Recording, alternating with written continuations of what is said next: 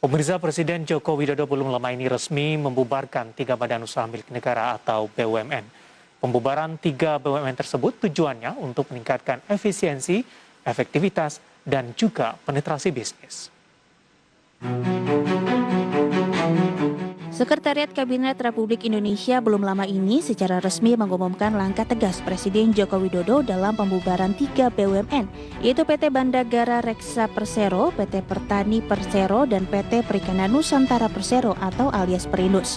Pembubaran 3 BUMN tersebut sengaja dilakukan untuk meningkatkan efisiensi, efektivitas, dan penetrasi jaringan bisnis di perusahaan negara. Keputusan pembubaran 3 perusahaan plat merah tersebut tertuang dalam Peraturan Pemerintah Nomor 97 Tahun 2021 tertanggal 15 September 2021.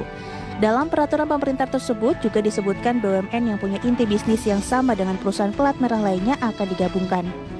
Penggabungan perusahaan perseroan PT Bandagara Reksa akan digabung ke PT Perusahaan Perdagangan Indonesia Persero. Kedua PT Pertani Persero akan digabung ke dalam PT Sanghyang Seri Persero. Ketetapan tersebut tertuang dalam Peraturan Pemerintah Nomor 98 Tahun 2021. Penggabungan PT Bandagara Reksa dan PT Pertani Persero disebutkan bubar tanpa likuidasi dengan ketentuan segala hak dan kewajiban serta kekayaan perusahaan perseroan beralih PT Perusahaan Perdagangan Indonesia dan PT Sanghyang Seri. Dari Jakarta, Tim Liputan, IDEX Channel. Berikutnya, pemirsa, Komisi 6 DPR RI tidak menyangka pemerintah mengambil keputusan terkait pembubaran 3 perusahaan BUMN yang sudah tidak bisa diselamatkan lagi. Padahal ketiga perusahaan BUMN tersebut masih menjalankan operasionalnya. Komisi 6 DPR RI berharap agar Kementerian BUMN bisa memperhatikan terkait dengan status para karyawan dari 3 BUMN yang sudah dilebur dan transisi untuk berbagai aspek yang berkaitan dengan aksi korporasi, serta bisa memperhatikan nasib para pekerja BUMN yang sudah dilebur.